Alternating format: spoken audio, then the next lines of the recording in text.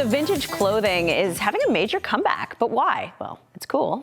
Stylist and author of How to Date Your Wardrobe, Heather Newberger, joins me to answer that question, dive into it even more. Heather, how you doing?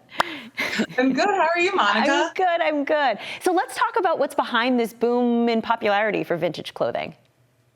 So it's really interesting to see what's happening right now because when it comes to vintage, a lot of the Gen Z generation are really looking at sustainability. And I think that's coming up through millennials over to Gen X, and everyone's seeing that, we want to stay away from those trash islands out there. We want to really dig into interesting new product too that are really travels away from that fast fashion world. And if you put a little bit of extra legwork in, you can really find something that's special, unique, and all your own. I agree. It's so fun to dig through clothing racks, and not everyone gets into that. I find it like therapeutic. Is this going to become more of a lifestyle or just another trend, do you think?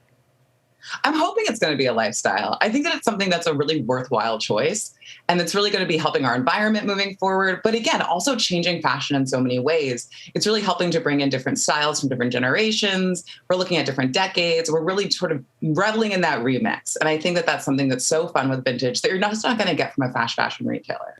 One thing people have probably been doing is going online for vintage. I mean, the pandemic obviously has changed everything. We can't always go into stores. I mean, now we can. But when it comes to shopping online, how can you make sure you're actually getting the most bang for your buck? Because you can't see the items, right?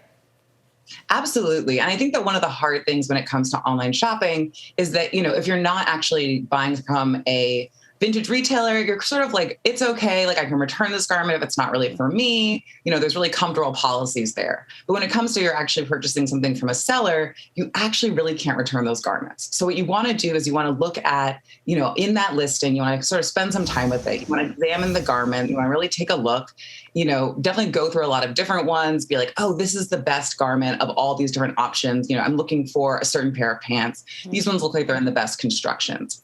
But if you still have some questions, I would send them over to the seller and just sort of say, is this really a 10N? Does that actually go back to my waist size, which would be a 28-inch? Like, can you really sort of give me some info on that? Because I can't really get it anywhere else. But then ultimately what you want to do is you want to look for dead stock images or not images, but dead stock pieces, because dead stock pieces are ones that haven't been worn out and about in the world. And they're sort of still in pristine place. Whereas other things can have damage from being worn or also just from light or where they've been sitting over time.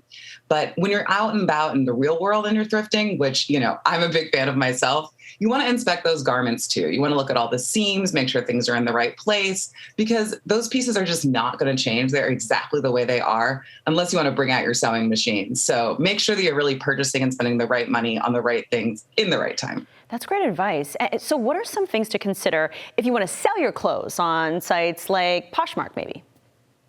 I think it's really important, first and foremost, to realize that those clothes are not going to sell right away. So the things that you're going to put up there, I would suggest it being items that you're sort of iffy about and maybe comfortable keeping in your closet for a year longer. When it comes to those websites, you want to list things really beautifully so that people are engaged by the images, and be super clear with what you put out there in terms of the description, but also available to answer questions for people who are interested in those garments too. But again, do not think those things are going to sell right away, because ultimately people are looking for very specific items. And when those things come through, they will buy them right away. But until that happens, it's kind of hard to move things a little further along. Oh my God, you can say that again. I think I have things just sitting there for like years. Heather Newberger, thank you so much for all the advice. We'll see you next week. Absolutely. Thank you so much. You can see Heather right here on Current every Friday.